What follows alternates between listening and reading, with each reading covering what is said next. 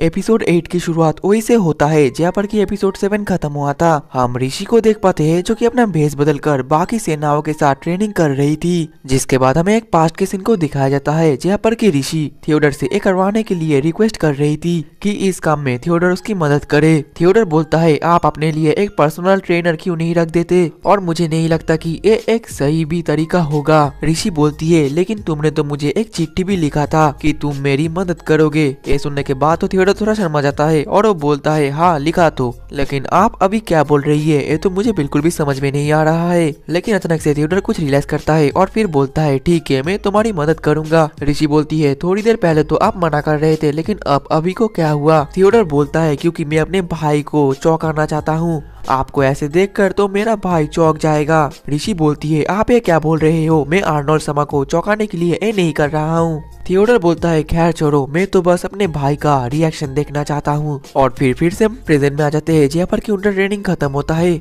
और ऋषि तो बहुत ज्यादा थक गई होती है और बैठकर रेस्ट कर रही थी। तभी वहाँ पर एक लड़का आता है और बोलता है लूसियस क्या तुम ठीक हो। ऋषि बोलती है फ्रीड्स तुम्हें देखकर अच्छा लगा और मेरा टेंशन करने के लिए तुम्हारा शुक्रिया। और फिर फ्रीज बताने लगता है मैं सिउटिना शहर से आया हूँ जो कि नॉर्थ की तरफ है। ऋषि बोलती है अगर मैं अच्छे तरीके से याद करूँ तो वो तो उस जगह पर है जहाँ पर कि सेलुलोस कंट्री के बोर्ड भी आते हैं, है ना। फ्रीड्स बोलता है हाँ बिल्कुल तुमने बिल्कुल सही कहा, और मैं इस कंट्री में आया हूँ ताकि मैं एक अच्छा सा नाइट बन सकूं क्योंकि मैं उस आदमी को बहुत ज्यादा एडमायर करता हूँ। ऋषि पूछती है कौन से आदमी को। फ्रीड्स बोलता है अरे ऑब्वियसली प्रिंस आर्नोल्ड समा को, क्या तुम उसको जानती हो। ये सुनने के बाद तो ऋषि का मुंह थोड़ा सा अजीब सा हो जाता है और फ्रीड्स तो आर्नोल्ड के बारे में बहुत ज्यादा तारीफ करे जा रहा होता है और बोलता है वो बहुत ज्यादा अच्छे स्मार्ट मैन है और उनका स्किल काफी ज्यादा अच्छा है। और ठीक तभी वहाँ पर एक आदमी आता है और उन दोनों को बोलता है तुम लोगों को रॉयल फैमिली के मेंबर्स को नाम लेकर नहीं बोलना चाहिए। और उस आदमी को देखकर तो वो दोनों खड़े हो जाते हैं और ग्रीट करते हैं और बोलते हैं हाँ हम बिल्कुल समझ गए। और उस आदमी को देखकर तो फ्रीड शॉक्ड होता है और बोलता है आप तो लॉर्ड लॉवेन हो।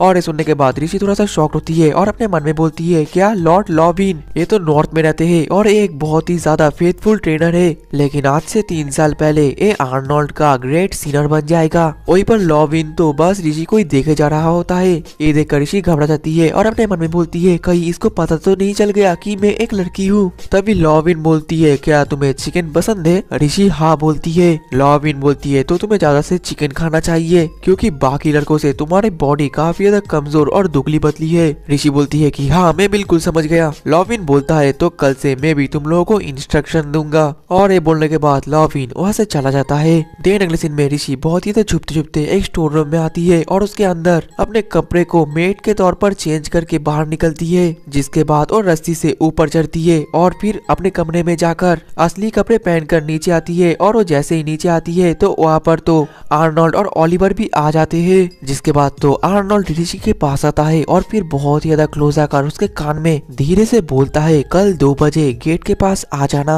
और कोई तुम्हें ना देख पाए। ऋषि बोलती है क्या मैं विग पहनकर आ जाऊं। आर्नोल्ड बोलता है उसकी कोई जरूरत नहीं। ऋषि बोलती है ठीक है मैं अच्छे कपड़े पहनकर और सज धज कर आ जाऊंगी। और इसके अगले पल एली से ऋषि से पूछती है प्रिंसेस समा क्या मैं पूछ सकती हूँ कि आर्नोल्ड समा और आप फुसफुसा के क्या बात कर रहे थे। ऋषि बोलती है कल हमें मार्केट में जाना पड़ेगा कुछ ऑफिशियल काम की वजह से। ये सुनने के बाद तो एली से ऋषि के हाथ को पकड़कर बोलती है प्रिंसेस समा आप टेंशन मत करिए क्योंकि मैं आपको कल बहुत ही ज्यादा खूबसूरत करके सजा दूंगी। देखें अगले सीन में हम उन दोनों को देख पाते हैं जो कि अपने कासल से बहुत ज्यादा दूर आ गए होते हैं। जिसके बाद आर्नोल्ड बोलता है तुम अपने हुड को नीचे उतार सकती हो क्योंकि अब तुम्हें शायद कोई भी नहीं पहचानेगा। और जैसे ऋषि अपना हुड उतारती है तो वो बहुत ज्यादा शर्माई हुई होती है क्योंकि वो बहुत ही ज्यादा सज धज कर आई थी। और आर्नोल्ड तो उसको देखकर कुछ नहीं बोलता जो इस वजह से ऋषि और भी ज्यादा एम्बेरस फील करती है और बोलती है मुझे पता है कि आप यहाँ पर ऑफिशियल काम की वजह से आई हो, मुझे माफ कर देना क्योंकि मैं ज्यादा सज धज कर आई हूँ। आर्नोल्ड बोलता है उसकी कोई जरूरत नहीं,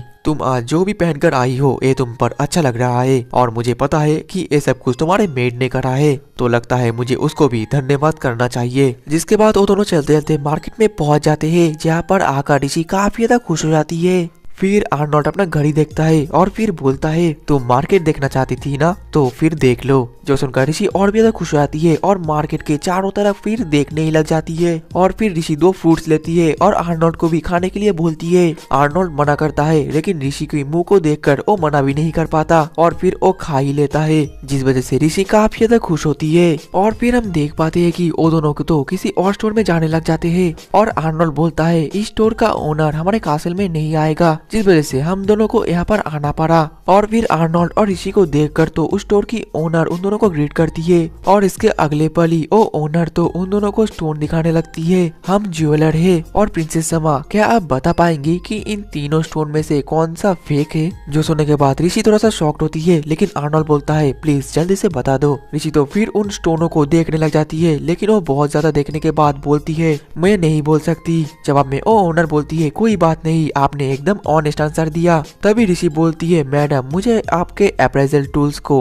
ये बोरो करना है। जिसके बाद तो ऋषि उन स्टोनों को अप्रेजल टूल्स की मदद से बहुत ही बारीकी से देखने लग जाती है और फिर बोलती है ये तीनों के तीनों स्टोन ही काउंटर फेटी से। जो सुनकर वो ओनर शॉक्ड होती है और बोलती है मुझे माफ कर देना क्योंकि मैंने आपको अंडर एस्टिमेट कर दिया था। वहीं पर ये सब कुछ देखकर तो आर्नोल्ड मजे ले रहा था। और फिर ओनर बोलती है प्रिंसेस समा, मैं हमारे स्टोर की और भी सारी चीजें आपको दिखाना चाहती हूँ। तभी आर्नोल्ड बोलता है इसको जो भी पसंद आए सब कुछ दिखा दो। ओनर जवाब में हाँ बोलती है। ऋषि तो बहुत ज्यादा कंफ्यूज होती है और आर्नोल्ड से पूछती है लेकिन ये सब कुछ किस लिए? जिसमें आर्नोल्ड बोलता है मैं सिर्फ चाहता हूँ कि तुम मुझसे बोलो कि तुम्हें रिंग की जरूरत है। ऋषि तो शॉक होती है और बोलती है क्या एक रिंग? तभी ओनर बताने लगती है कि आर्नोल्ड समा एक रिंग की तलाश कर रहे हैं जो कि मैरिज सेरेमनी में वो अपने बीवी को दे सके और मैं जाकर उसी की बंदोबस्त करती हूँ। और इसके अगले पल ही ओनर ऋषि को बहुत सारे रिंग्स के मेटल्स दिखाने लग जाती है। वहीं पर ऋषि तो इतने सारे स्टोन्स को देखकर सिलेक्ट नहीं कर पा रही होती है कि आखिरकार उसको कौन सा स्टोन पसंद है।